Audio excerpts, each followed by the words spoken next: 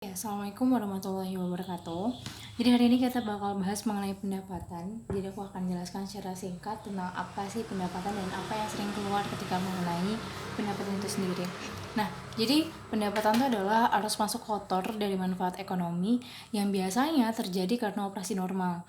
Dimana karena kita bicara pendapatan, pasti pendapatan ini kalau misalkan dia meningkat, taruhnya dikreditkan. Dan itu sama jenisnya kayak kalau ekuitas meningkat. Artinya ketika ada pendapatan itu akan membuat yang namanya ekuitas naik. Nah, kemudian yang jelas karena dia pendapatan berarti dia tidak berasal dari penanaman modal.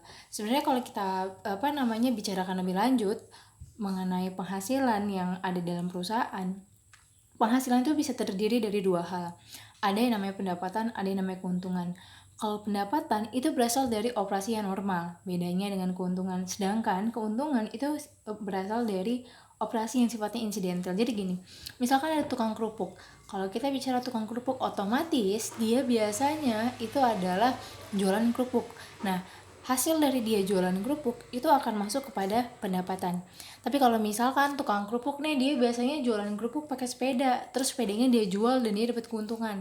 Nah, itu kita sebut sebagai keuntungan karena operasinya adalah operasi insidental. Nggak mungkin kan tukang kerupuk jualan sepeda tiap hari gitu.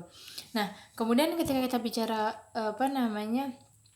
pendapatan atau bicara intinya akuntansi, kita akan bicara tentang pengakuan, pengukuran, kemudian sama pengungkapan. Kalau pengukuran pendapatan itu biasanya diukur berdasarkan nilai wajar dari imbalan yang diterima.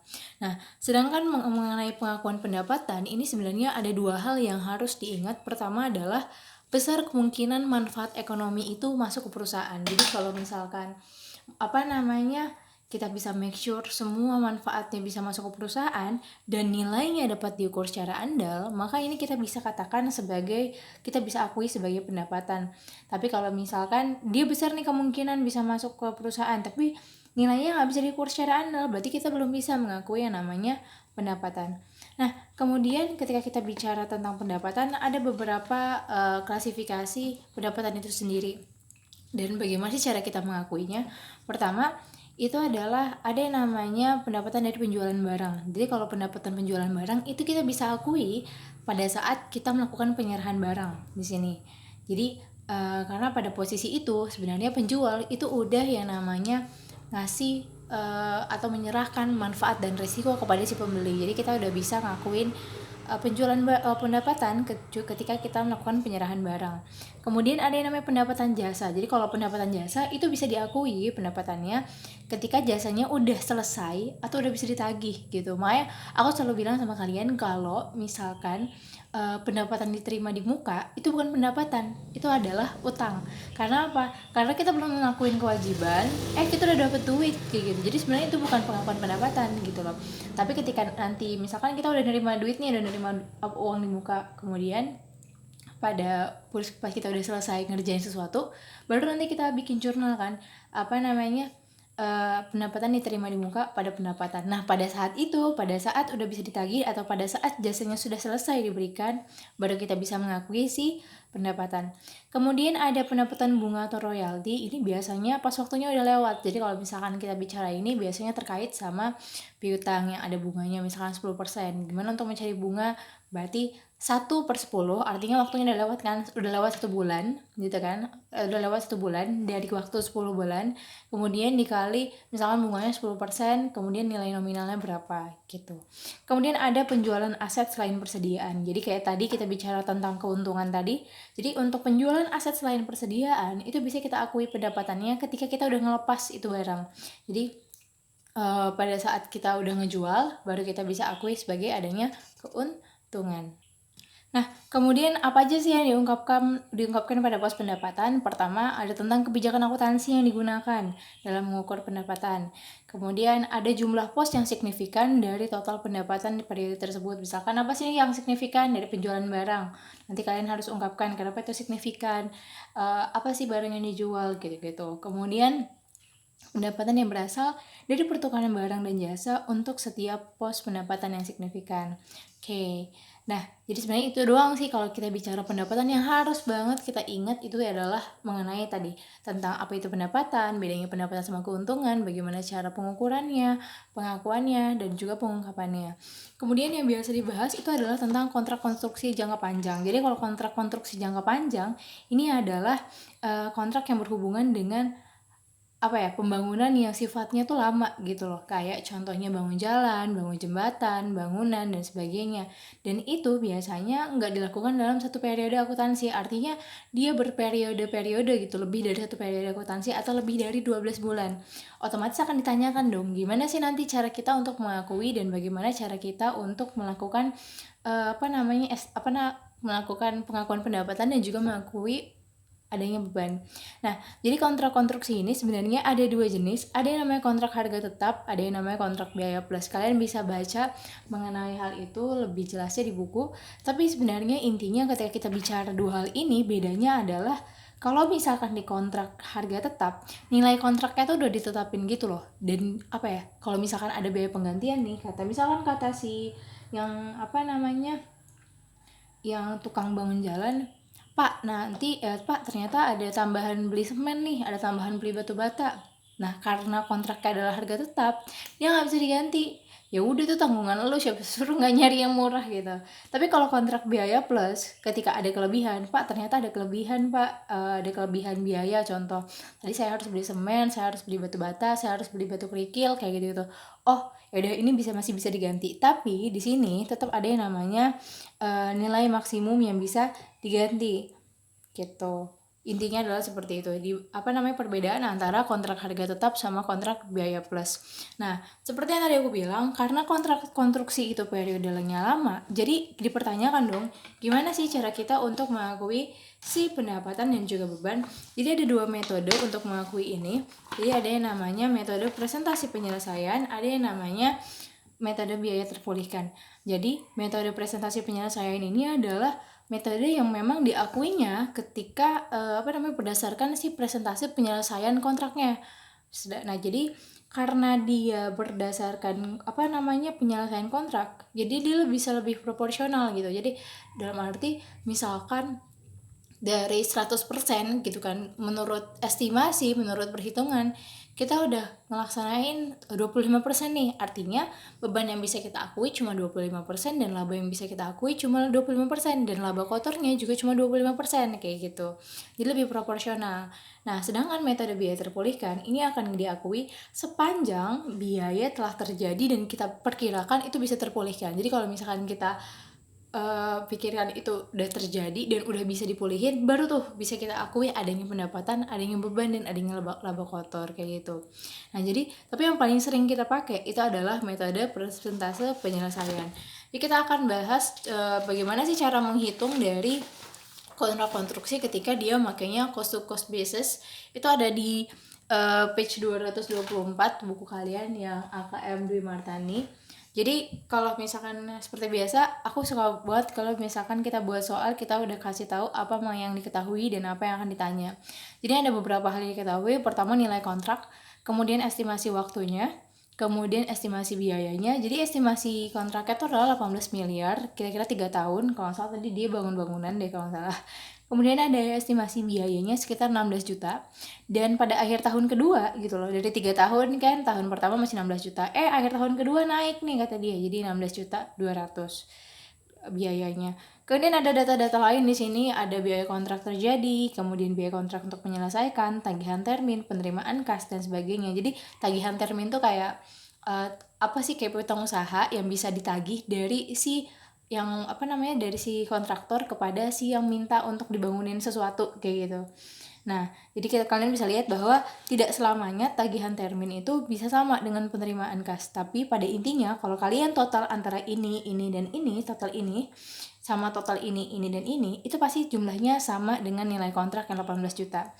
Nah, oke. Jadi kita akan masuk bagaimana sih cara menghitung penyelesaian kerja yang pertama. Jadi ini aku udah bikinin beberapa hal yang kayak di buku. Jadi pertama kita ada tahun pertama, tahun kedua, tahun ketiga, ada harga kontraknya. kemudian ada estimasi biayanya. Ini kita dapat dari mana? Dapat dari atas ini. Jadi estimasi biaya kontrak terjadi dari sini 4 juta, kemudian biaya kontrak untuk menyelesaikan 12 juta, dan estimasi total biayanya adalah 16 juta. Gimana kita dapat 12 juta? Tadi kan totally pada tahun pertama, estimasi biaya tahun pertama tuh 16 juta, ya kan? Kemudian kita biaya kontrak terjadinya adalah 4 juta. Berarti sisanya 16 dikurangin 4 juta itu adalah 12 juta.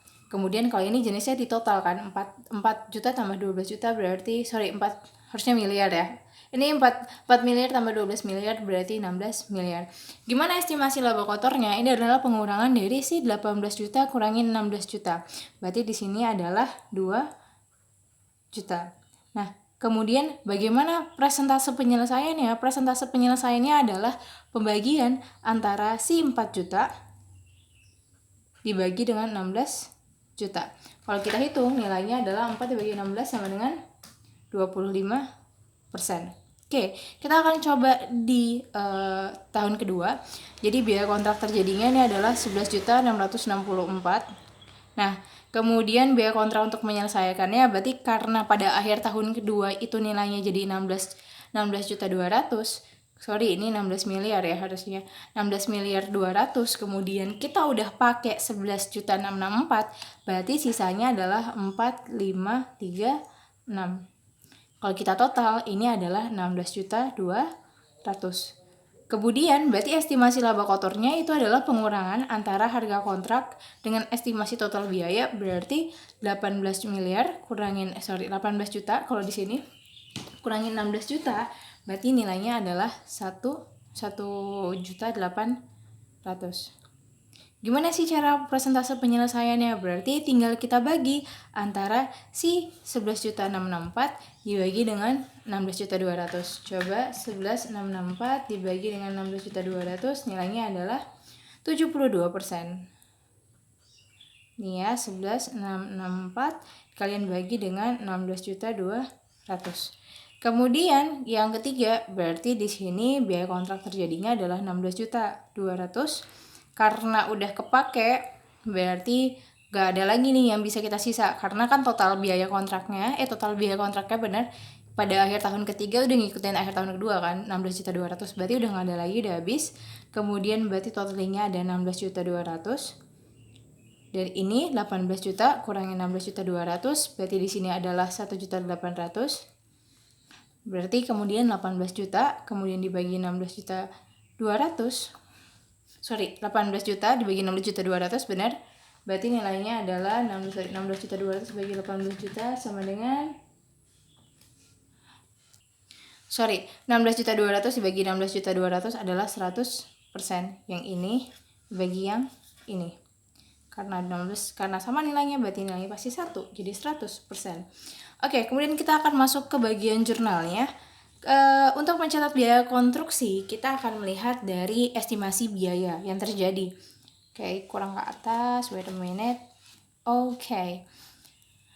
Nah, jadi untuk mencatat biaya konstruksi itu jurnalnya sebenarnya sama aja, yaitu pekerjaan dalam proses, material, kas, utang, dan lainnya. Dan ini, bagaimana cara mendapatkan nilainya? Kita dapetin nilainya dari sini. Ini, sini, dan sini.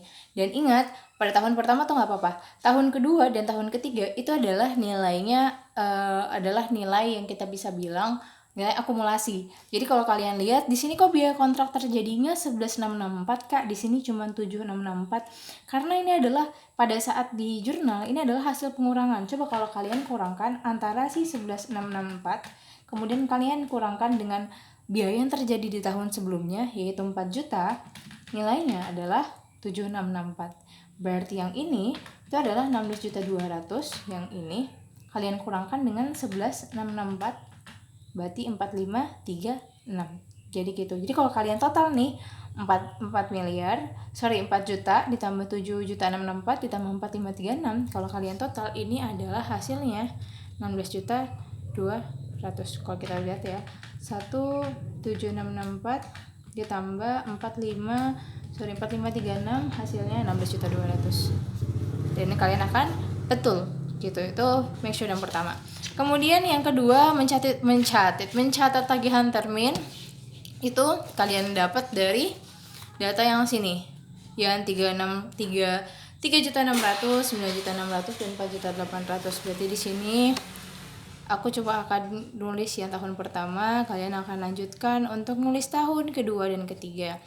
3.600.000, 9.600.000 dan sebagainya. Kemudian bagaimana untuk mencatat, dan ini jurnalnya tadi adalah piutang usaha pada termin. Kemudian yang ketiga itu adalah jurnal untuk mencatat penerimaan tagihan. Seperti biasa, itu kalian dapat dari yang sebelumnya. Yang penerimaan kas di sini 3 miliar, 7 miliar sama 8 miliar. Jadi kalau di sini tahun pertama kita dapat 3 miliar. Oke. Tahun kedua kita dapat 7 miliar. Tahun ketiga kita dapat 8 miliar. Oke. Dan done. Itu selesai. Kemudian kita akan yang beralih ke hal yang kedua, yaitu adalah cara untuk mengakui estimasi pendapatan. Oke, fokus. Cara mengakui estimasi pendapatan, beban, dan juga laba yang diakui. Jadi ada beberapa beberapa kolom. Ada tahun pertama terdiri dari pendapatan, beban, laba kotor. Tahun kedua terdiri dari beban, pendapatan, beban, laba kotor. Dan tahun ketiga juga ada pendapatan, beban, dan laba kotor. Jadi ada akumulasi, diakui pada periode yang lalu dan diakui pada saat periode berjalan. Nah, bagaimana caranya? Itu adalah total dari nilai kontrak si 18 miliar, kalian kalikan dengan persentase penyelesaian yang udah kalian hitung sebelumnya di sini. Oke. Nah, jadi kalian akan kalikan 18 miliar kali 25%, itu nilainya hasilnya adalah 4.500.000. Kemudian bebannya yang sudah terjadi itu adalah biaya kontrak yang terjadi adalah 4 juta. Berarti kalian tinggal put di sini 4 juta. Karena untuk dapetin laba kotor adalah pengurangan dari pendapatan dikurangi beban, berarti 4.500.000 dikurangi 4 juta, berarti laba kotornya adalah 500. Karena ini tahun pertama berarti tidak ada diakui di periode yang lalu. Jadi langsung aja kalian bawa nilai ini ke sini. Jadi kayak langsung kalian copy paste gitu. 4.500.000 di sini, di sini, di sini. Oke. Kemudian yang kedua berarti ini adalah 18.500.000 dikalikan dengan 72%, karena tahun kedua itu adalah 72%. Kalau kita hitung 18 juta kali 72% itu adalah 12.960. Oke. Kemudian beban yang udah terjadi itu di tahun yang ini adalah 11.664. Oke, 11 kalian tinggal put lagi. Oke.